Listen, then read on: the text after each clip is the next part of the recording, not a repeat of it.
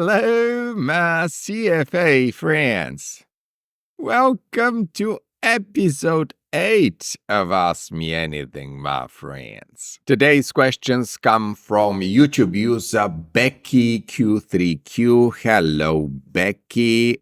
Your question was so long that I could not fit it into one slide, so I have summarized a little bit here.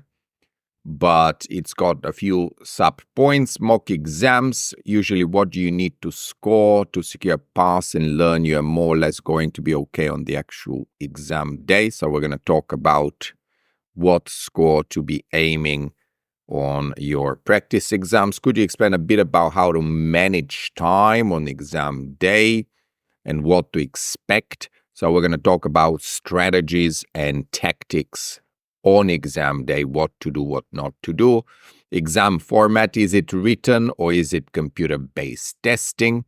Could you also do a video on how to manage study time for the level 1 exam, i.e. how to basically manage our prep time? And finally, I plan to spend 2 weeks to learn ethics in November leading up to the exam. I find it, if I learn the information early, it's hard to retain it. Could you share some tips relating to how to retain information, especially when information is dry, such as ethics? And before we start, guys, be aware that I've got a question-based revision product that I have almost completed now. It's got a lot of great questions. You can pick that up at stoinov.co.uk. I'll show you the website towards the end of the video as well. And I'm also running an insane promo only for the month of September. You can basically pick up one-to-one tuition with me, live Zoom tuition, at 40% off the regular price. Just contact me, guys, and use code September40 at checkout to get that. Okay, Becky, the first part of your question was about exam scores. So let's reveal the hard truth here. First of all, this exam is graded on a curve, which means that it's not about aiming for particular percentage. It's not about absolute performance. It's about relative performance compared to all the rest of the candidates. I like to use the analogy of a marathon. There are 10,000 people running in this marathon, and it doesn't matter, that you are the gold medalist or the silver medalist. There's basically two groups here, one group that's going to pass and one group that's going to fail. So if we go by sort of average passing rate of 40% on 10,000 people, 4,000 people will pass, 6,000 people will fail. So I need you guys to be a slightly faster runner than the average candidate. So you need to be running in the front group, the front 4,000 candidates. Okay, so you don't need to be a gold medalist. You just have to be faster than the majority, faster than the crowd. So how are we going to achieve this? Well, first of all, complete all available mock exams. So leave no stones unturned. We are not trying to complete 1 or 2 mocks. We are going to use all available mocks because mock practice, especially under time conditions, is the single most value-adding step you can be taking towards passing this exam. As much as I like to think that I am a fantastic tutor, simply watching my videos on YouTube or watching my question-based revision alone is not enough. You need to complement it with these practice exams. And unfortunately, I'm no magician. I cannot do these mock exams on your behalf. I cannot sit and be you and, spend hours doing these mock exams on your behalf. You gotta sit, you gotta get your hands dirty and do all these mock exams. Now, specifically about your question, what score should I be aiming for? I like to aim high during my preparation. Why? I like to stress test myself. I like to push myself because this is how we grow. We grow when we push our boundaries, when we come out of a comfort zone. We grow when times are hard, not when times are easy. So I'm going to go for 80% plus. And you might be saying, oh, wait a minute, Marty, hold your horses. That's ridiculously high percentage. I'm scoring in the 50s. Does that mean that I am completely hopeless and I'll never pass the exam? Not at all, okay? I'm just saying this is a benchmark, kind of gold standard, aim to score more than 80%, which will make me quite happy. And if you're not scoring above 80, let's say if you're scoring in the 50s, well, then it means that you're still not strong enough on almost half of the material. And that's where we're going to go into full debrief mode. So one very important things I want to say about these mock exams is you're gonna fully debrief them. There's no point to keep your powder dry and to do 10 mocks in the final 10 days before the exam. You're not going to learn anything. You're just going to end up exhausting yourself massively. So if you are planning to do 10 mocks, it should really take you 20 days. 1 day to do the mock, 1 full day to debrief it, which means, again, leaving no stones unturned, reading the solutions, and then maybe going reading the relevant parts of the learning module, maybe doing the end of chapter questions, maybe doing more related questions to the ones you're getting wrong. So very, very important here, take more than 1 day per mock so that you can really learn from your mistakes. So that 80% number is indicative. It doesn't mean that if you're scoring 60% now, you're not going to pass, but it does mean that you have to be spending a lot of time analyzing and learning from your mistakes. Your second question, Becky, is in relation to time management during the exam. So here are some strategies and tactics that you can use. I'm certainly using them when I sit exams. And as you know, guys, I've passed the CFA, CAIR, and FRM, which is collectively 7 levels, so I should know something about passing exams and giving you advice about it. So what I do is I scan the paper. So do not work linearly. Do not start with question 1, and then if question 1 is really hard, you spend 10 minutes on it, you get discouraged, and you go to question 2, which is another hard question. This is a recipe for a failure. So what you do is you scan the paper, you glance over questions, and you spend 10 to 15 seconds judging if this is a question you want to be doing right now or whether you want to be doing it later. How do I know that I want to do the question right now? Well, I read it. I know it's value for money. I know it's low-hanging fruit. I know it's an easy question. Or I read it and I immediately spot the learning outcome statement that's being tested. I know what concepts being tested. I know what formulas being tested. So all I need to do now is go ahead and deliver the goods. So that's a question I'm going to attack straight away. If I read a question, I'm not sure what's being tested. I don't understand the question. I don't know the formula. Then I'm going to skip it, come back to it a bit later. Also, if I find a time burner, let me give you an example of time burner. Well, for level 2, obviously, you've got swap valuation and binomial trees, which are obvious time burners. But okay, we're not worried about level 2 right now. For level 1, let's say equity valuation with a 2-stage model that's got short-term supernormal growth and long-term terminal value calculated via the Gordon growth model, but then you need to calculate sustainable growth rate, and also you need to calculate the cost of equity via CAPM. I'm making this up. It's probably not going to be as hard, but that will be a time burner if I see that. I personally know how to do it, but even I would be skipping that because I would know there are 90% quicker and easier questions on exam day.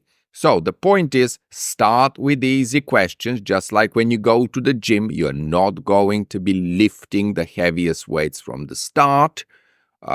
You will be warming up initially, right? So you don't want to have any injury when you're exercising. And you're also building confidence. You're playing the psychological game, my friends, which basically tricks your mind because you've looked at all those easy questions. It tricks your mind into thinking, hey, this is a great exam. I'm under control. I'm doing very well. And so when you come to the harder questions, you're coming with this confidence that allows you now to find the solutions. Now, you also asked me about the exam format, Becky. You asked whether it's paper-based or computer-based testing. Now, if you're asking me this, it probably shows me that you haven't really browsed the website that much. Please, please, please go on the Institute website, understand as much as possible about this exam and what you will be facing. As of 2021, the exam is fully computer-based testing. So if you remember, in 2020, we had a bit of a crazy world. C-19 pandemic, that sort of accelerated the move from paper-based testing to computer-based testing. We used to have here, I'm based in London, so we used to have the Excel Center in East London, which used to hold 5,000 nervous candidates. It was quite the experience, but nowadays you obviously go to one of the designated computer-based centers. I don't know, they're much smaller rooms, certainly don't hold 5,000 candidates. You book your day within the exam window, you book your time, and yeah, you just sit on your computer and get on with it. So a very, very different type of exam these days. It's 180 multiple choice questions, MCQs, multiple choice questions with 3 options, Alpha, Bravo, Charlie, Alpha, Bravo, Charlie. So if you're guessing, 33% chance. If you're educated guessing, 50% chance. I always preach to eliminate at least one obviously wrong answer. And you would know this if you have been on my website, where you can pick up my question-based revision for a ridiculously low monthly price. Guys, you are not going to find such a cheap revision product anywhere in the world. Let me know if you find a high-quality CFA Level 1 revision product for $4.99 a month. And so the exam is 4.5 hours. It's split into 2 parts. So part 1, obviously, it's going to be 90 questions in 2 hours and 15 minutes. That's 135 minutes. Then obviously you're going to have part 2, 90 questions, 2 hours and 15 minutes. Guys, feel yourself super lucky, because in my days, this used to be an 8-hour exam. Yes, you heard that right. So it was a 3-hour exam, 2-hour mandatory break, which wasn't really a break because you just hang around waiting for the second part to begin. And then another 3 hours. Used to start at 9, used to finish at 5. And let me tell you, I know a lot of you have 9-to-5 jobs, or even, 9-to-9 jobs. But let me tell you, the 9-to-5 CFA exam was really, really tiring. Okay, so you're also going to have this optional 30-minute break. Very, very important word here, optional. So a lot of people may think, well, because it's optional, let me just get on with it. Let me just click the button. Okay, let's just continue. Don't do that, my friends. If you skip your optional break, then it becomes one long 4.5-hour exam. And I cannot think of any exams I've done that were that long without a break. Probably the FRM, but that was 4 hours. Okay, 4.5 hours is even longer. So please take your optional break, set a timer, and you basically know when to return. Bring some food and drink in your bag. Obviously, light food, light drink, maybe water. Consume that, come back, do the second part. Now, also, what am I going to be expecting in each part of the exam? The first part is ethics, quants, econ, and FSA. Okay, so you get those good stuff out of the way in the first part. Obviously, FSA is a big dog, quants is a big dog, ethics is a bit wordy. So if I was strategizing for part one, I probably would not start with ethics questions because that's not necessarily my forte. I'm more of a mathematical person than a wordy person.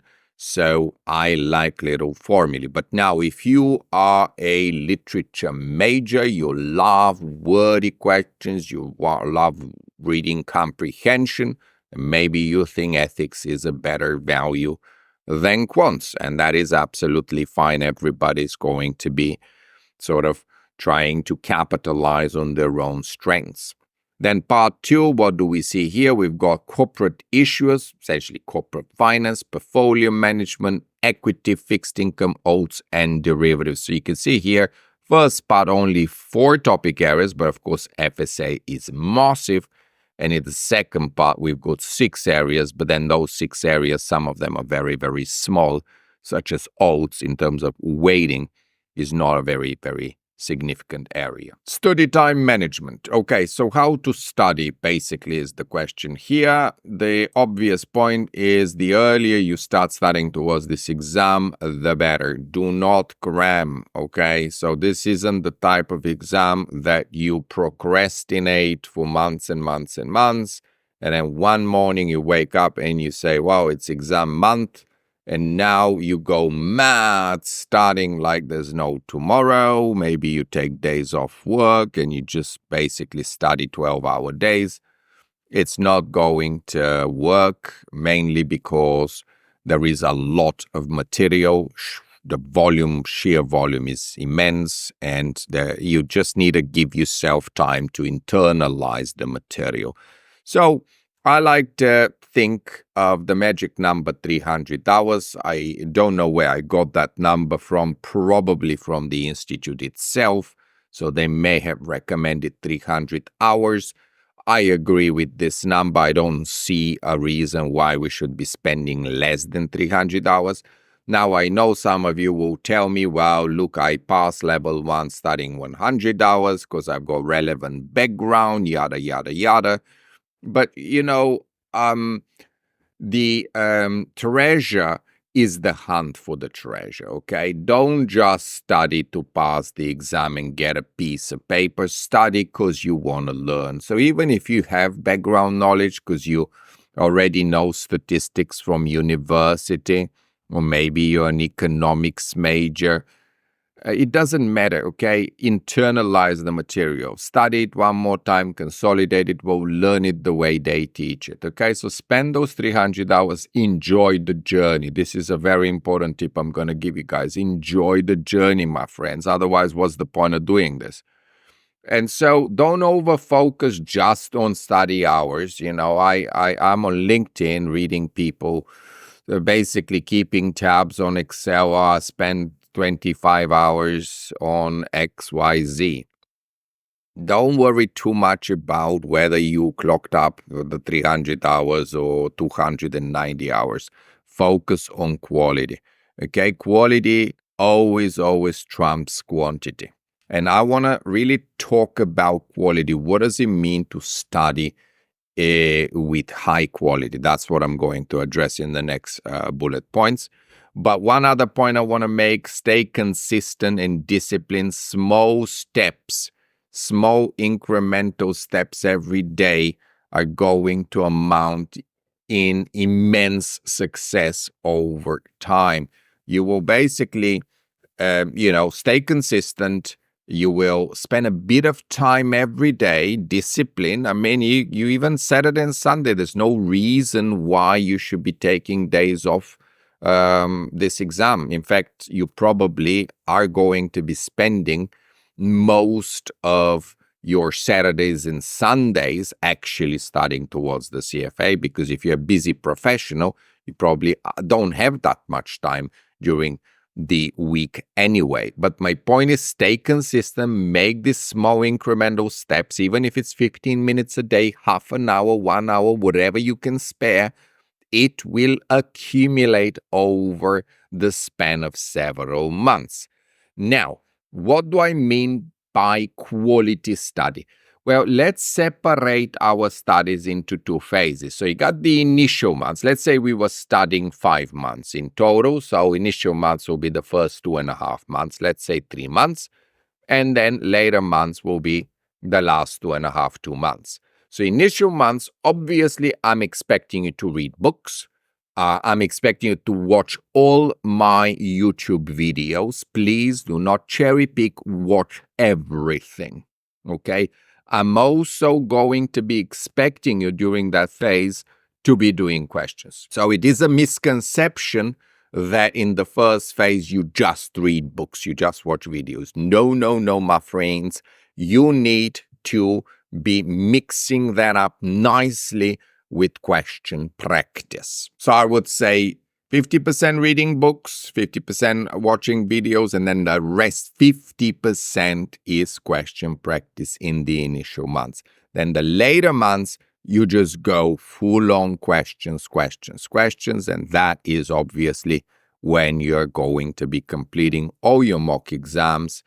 And I would say also get that question-based revision sooner than later, because it's part of the YouTube product, really. It complements the YouTube product. If you're just watching the YouTube videos, but you're not looking at my question-based revision, you're missing out on some of your understanding. And your last question here, Becky, was about how to retain information. Okay, so you said, all well and good, I read something, but then a month later, 2 months later, I have forgotten it. And yes, I have had students who have read all the books twice over. That's the Institute books twice over. And then they come to me and say, Martin, it's a cocktail of information in my head, but I don't remember anything and I cannot do any questions. So, first point, keep the fire going. What I mean by this is, once you've read a topic area, don't archive it, don't put it on a shelf and never come back to it until exam day, but periodically come back and review it. Very, very important. Secondly, focus on understanding, not memorization. Memorization, like a parrot, means that you don't understand, you're just trying to rely on your ability to recall information. But if you are able to explain intuitively something to yourself, then it's much easier to understand it. Just to use the analogy of a bicycle, when you learn to ride a bicycle, you're not going to forget how to ride a bicycle because you didn't memorize anything. Your body internalized, your body kind of learned how to balance on the bicycle, and that is a skill that you will hopefully retain for many years to come. So back to the point about retention, the best way to retain information is not through passively learning, not through reading books, but it is through questions. So I need you to be doing questions from day one. I need you to also be going back to the topics that you have already studied, quickly looking over key concepts, key formulae, and doing even more questions. And when it comes to quickly reviewing topics that you've already covered, what I highly recommend is DIY, so homemade flashcards, which basically take pieces of paper the size of a postcard and bullet point the key points from a reading, key points and key formulae. And in a sense, my YouTube videos have done just that. I've kind of tried to summarize a reading in about half an hour. Now, of course, if it's a very complex reading, maybe it took me an hour, so I split it into 2 parts. But the point is, you need to have a nice, quick summary. I don't need you to rewrite the books, please. I just need a few bullet points, even if you're just using my videos, but you need to know what the key points, what the key formulae are in each reading, and to keep the fire going by coming back to this stuff periodically. And how are you going to retain the information? Well, you're going to go on this website here. You're going to get question-based revision, and also you're going to be doing all the questions that come with your books. Now, the final month or the final week, of course, you need to press the pedal to the metal and do a bit more on the dry areas. And what drier area than ethics, my friends? So, of course, in the final month, the final week, you're gonna be focusing on ethics. Don't just passively read the book. I'd go and read the cases, the violations, understand why something is or is not a violation. And again, you guessed it, it's going to be very, very important to do tons of ethics questions rather than simply passively reading the book. Now, I also wanted to show you my website. So that's stoinov.co.uk, where you can get the question-based revision. You can see here what my lovely students are saying about the course they've taken with me. Gab, Dominic, The Roof, Tom, Martin, Leonardo, they've all taken the course with me and they're very pleased. You can see what they're saying about the course. You can see what I've currently covered. There's your FSA. I've got the big dogs in FSA. I know one of your questions, Becky, was about what are the big dogs. Well, here they are: revenue recognition, EPS, CFO, CFI, CFF, inventories, deferred taxes. All that is covered through fully worked out questions with video debriefs. So it's essentially exactly like the videos on YouTube, but instead of going through concepts, we are diving straight into question practice. There's fixed income, there's the beast. Look at how many modules I've got on fixed income here. So it's going to take you a little bit of time to plow through that. Then we've got derivatives, of course, forwards, futures, options, swaps. We're going to have some fun with put-call parity and binomial trees. Then we've got equity investments. There you go. Of course, the big one here is dividend discount models. Make sure you've watched that. Enterprise value multiples. All very, very good fun. I had a lot of fun recording that. Quantitative methods. And of course, obvious big dogs here will be linear regression and hypothesis testing. But I've got a lot of other modules. And currently, I am adding portfolio management. So I've got already risk aversion, efficient frontier, CML, CAPM, SML, performance appraisal measures. So the point of this revision is not to give you everything, is not to overload you with too much information, but it is to focus on key concepts and key formula. And when you're ready, just press any of these buttons and you can gain access to all videos for an unbeatably low monthly price of £4.90 a month. As I said, my friends, you let me know if you can get such a course at such a low price anywhere in the world. Okay, and as a last point, I just want to say that just for the month of September, I am discounting my Zoom live tuition lessons by 40%. This is insane, my friends. 40% off 1 hour lessons. Please use code September40 to get that. And if you want your question to be featured in one of future Ask Me Anything sessions, please email it to this email address. I hope you found this session useful, and I shall see you in the next one. Until then, have a great day.